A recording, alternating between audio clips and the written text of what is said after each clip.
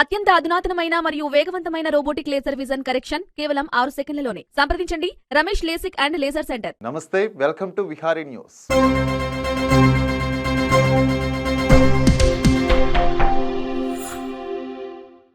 మేడారం జాతర అంటే బహుశా తెలియని వారు ఉండరేమో. ఆసియా ఖండంలోనే అతి పెద్ద గిరిజన జాతరగా పేరొందిన ఈ కుంభమేళను కోట్లాది భక్తులు సందర్శిస్తుంటారు. నాగరికతకు నోచుకొని ఈ ప్రాంతం దాదాపు 7 శతాబ్దాల నుండి అద్భుత క్షేత్రంగా విరాజిల్లుతుంది. ప్రపంచ నలుమూలల నుండి ఇసుక వేస్తే రాలనంతగా భక్తులతో కిక్కిరిసిపోయే ఈ జాతర ప్రతి 2 ఏళ్లకు ఒకసారి అంగరంగ వైభవంగా జరుగుతుంది.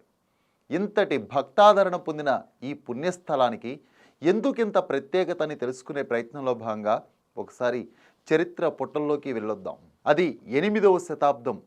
రాష్ట్ర కూటులు తమ కనుసన్నల్లో భారత్లోని మెజారిటీ ప్రాంతాలని గుప్పెట్లో పెట్టుకున్న రోజులవి. రాష్ట్ర కూటుల సేనాధిపతులుగా, కళ్యాణి చాణక్యుల సామంతులుగా రాజకీయ జీవితాన్ని ప్రారంభించిన కాకతీయులు అద్భుతమైన పరిపాలనకి ఆద్యం పోశారు.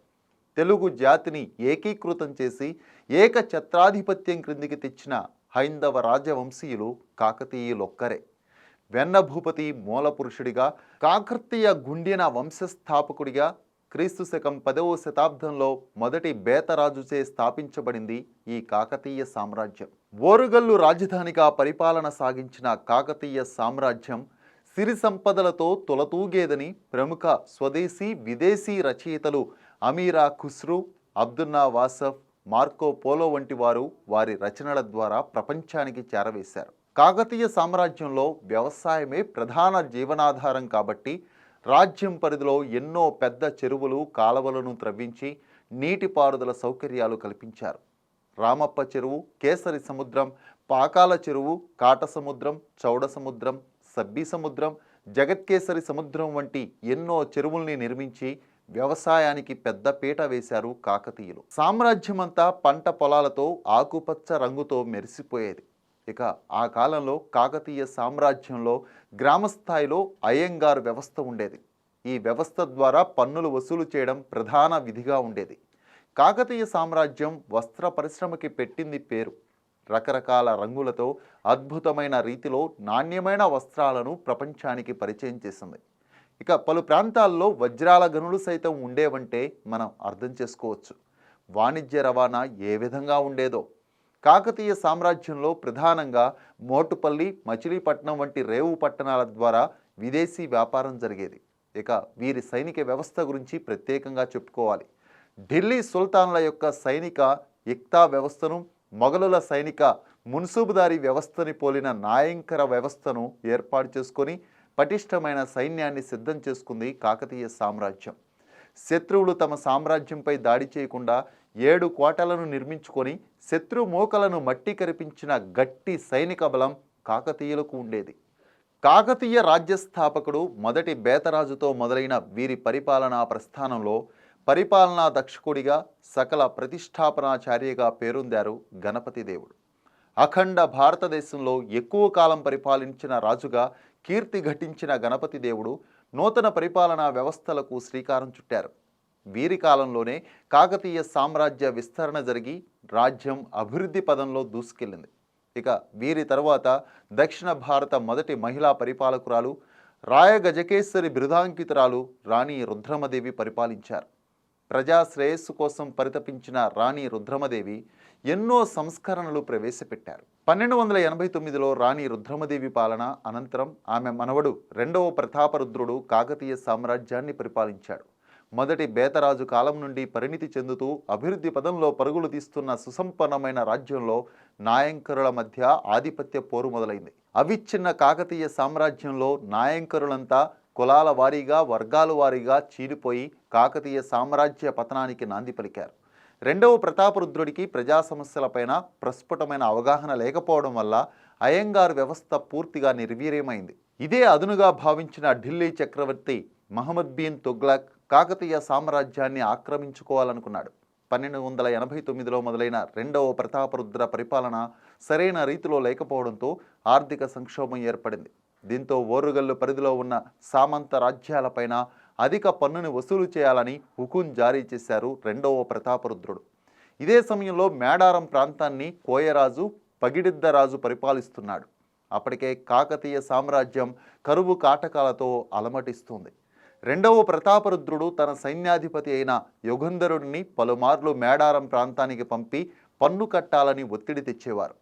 మా ప్రాంతంలో గత 4 ఏళ్ల పాటు కరువు విలయ తాండవం చేస్తుంది, వచ్చే ఏడాది పన్ను కడతామని చెప్పినా కూడా యుగంధరుడు ఏమాత్రం ఆలోచించకుండా మేడారంని చుట్టుముట్టి దాడికి యత్నించాడట.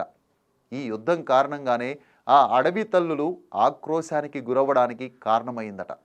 ఈ వీరోచిత పోరాటంలో ప్రాణాలు దిలిన వారే సమ్మక్క, సారక్క, పగిడిద్దరాజు, జంపన్న అని చారిత్రక ఆధారాల ద్వారా తెలుస్తుంది.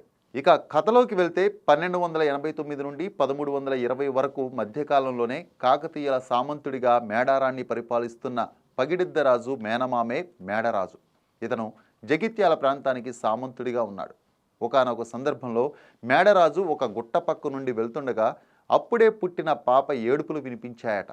దీంతో ఆ పాపనెత్తుకున్న మేడరాజు సాక్షాత్తు శివుడే ఆ పాపను ప్రసాదించాడని భావించి సమ్మక్కగా నామకరణం చేసి పెంచి కొన్నేళ్ల తర్వాత తన మేనల్లుడైన పగిడిద్దరాజుకి సమ్మక్కనిచ్చి పెళ్లి చేశాడట.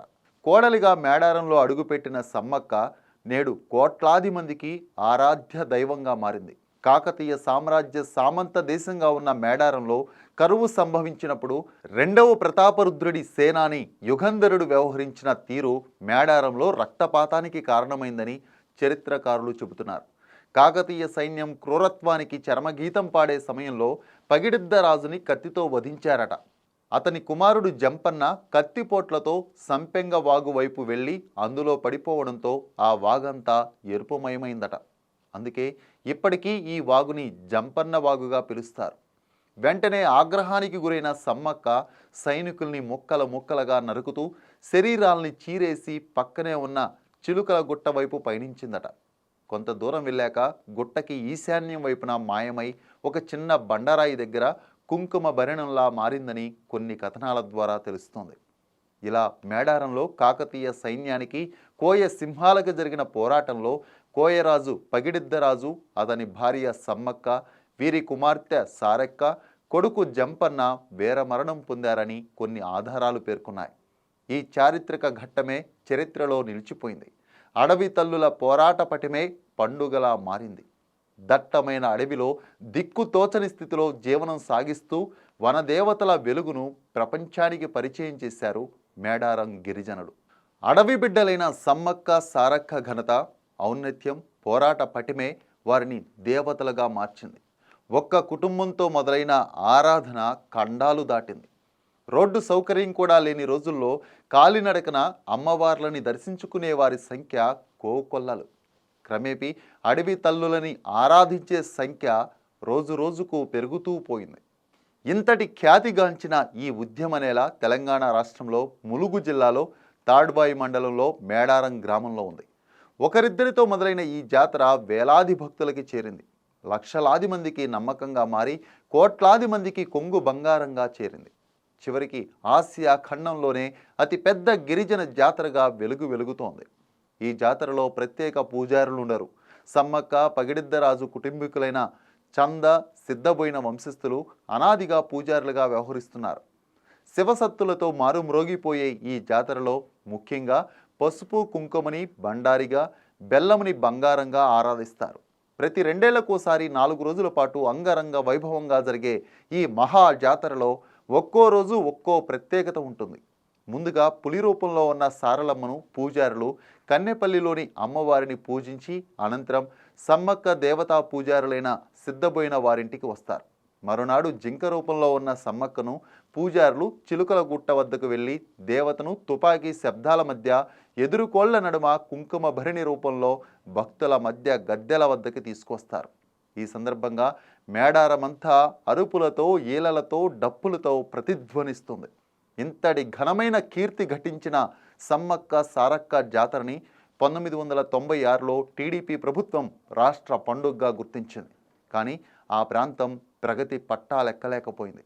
మహాకుంభమేళా తర్వాత రెండవ అతిపెద్ద పుణ్యక్షేత్రంగా పేరుగాంచిన మేడారం జాతరలో మౌలిక సదుపాయాలు కల్పించడంలో ప్రభుత్వాలు విఫలమయ్యాయనే విమర్శలు కూడా వచ్చాయి. భక్తులు సమర్పించే కోట్లాది రూపాయలు ప్రభుత్వ ఖజానాకు వెళ్ళినా అభివృద్ధికి మాత్రం నోచుకోలేదు మేడారం ప్రాంతం. 2014లో తెలంగాణ ప్రాంతం ప్రత్యేక రాష్ట్రంగా ఏర్పడ్డాక ఈ జాతరకు సముచిత స్థానం ఇచ్చి మౌలిక సదుపాయాలని కల్పించింది. 2 ఏళ్లకోసారి జరిగే ఈ మహా కుంభమేళాకి ఇతర దేశాల నుండి కూడా భక్తులు పెద్ద ఎత్తున వస్తుంటారు కాబట్టి ప్రభుత్వం కూడా భక్తులకి వసతులను ఏర్పాటు చేస్తుంది. జాతర పరిసర ప్రాంతాలన్నీ దట్టమైన అడవితో కప్పుకొని ఉంటుంది. అక్కడక్కడ అటవీ జంతువులు సంచరిస్తుంటాయి కాబట్టి ప్రభుత్వం కూడా అధిక సంఖ్యలో ఫారెస్ట్ అధికారులను, రెస్క్యూ బృందాలను ఆ ప్రాంతంలో నియమించింది. ఇప్పుడు మేడారం ప్రాంతం అంతా కట్టుదిట్టమైన భద్రతలో ఉంది. తెలంగాణ ప్రభుత్వం కూడా ప్రజా ప్రయోజనాల దృష్ట్యా జాతర సమయంలో భక్తులకి ఎలాంటి సమస్య లేకుండా త్రాగునీటి సదుపాయాన్ని, మహా స్నాన వాటికల్ని ఏర్పాటు చేసింది. ఈ ఏడాది ఫిబ్రవరి 21 నుండి 24 వరకు మేడారం జాతర జరగనుంది. దీంతో ఇటీవలే తెలంగాణలో ఏర్పాటైన కాంగ్రెస్ ప్రభుత్వం అన్ని ఏర్పాట్లని సమీక్షిస్తుంది. ఇప్పటికే మేడారంలో జాతర కోలాహలం మొదలవడంతో భక్తులకి ఎలాంటి ఇబ్బంది కాకుండా అన్ని సదుపాయాలు కల్పించాలని అధికారులని పరుగులు పెట్టిస్తుంది తెలంగాణ ప్రభుత్వం. అలాగే అత్యధికంగా గిరిజన బిడ్డలున్న ములుగు జిల్లాలో ట్రైబల్ యూనివర్సిటీ ఏర్పాటు చేయాలని కేంద్రం భావించింది. ఇందుకు గాను గత నెలలో గ్రీన్ సిగ్నల్ ఇస్తూ ఆ ట్రైబల్ యూనివర్సిటీకి సమ్మక్క సారక్క ట్రైబల్ యూనివర్సిటీగా నామకరణం చేశారు. దీంతో మేడారం ప్రాంతం అభివృద్ధి చెందే అవకాశం మెండుగా కనిపిస్తోంది. నిరంకుశత్వానికి, నియంతకి ఎదురెళ్లి వీరోచిత పోరాటం చేసి శత్రువుల కత్తిపోట్లకు గురై రక్తపు మడుగుల్లో కొట్టుమిట్టాడుతూ శత్రు మోకలని చీల్చి చెండాడిన వీర వనితలు సమ్మక్క సారక్కలు. సామాన్యులుగా జీవనం సాగించి అసాధారణ యుద్ధంతో నేటి ప్రపంచానికి పోరాట పటిమను గుర్తుకు చేసిన అడవి తల్లులు మన ఇంట పుట్టడం మనందరికీ గర్వకారణం. 2 ఏళ్లకోసారి 4 రోజుల పాటు వేలాది మంది భద్రతా సిబ్బంది మధ్య కోట్లాది భక్తుల నడుమ మాఘ పూర్ణిమ నాడు అంగరంగ వైభవంగా జరిగే ఈ మహా కుంభమేళాని ఒక్కసారైనా దర్శించుకుంటే ఆ యుద్ధ స్థలం పవర్ ఏంటో తెలుస్తుంది.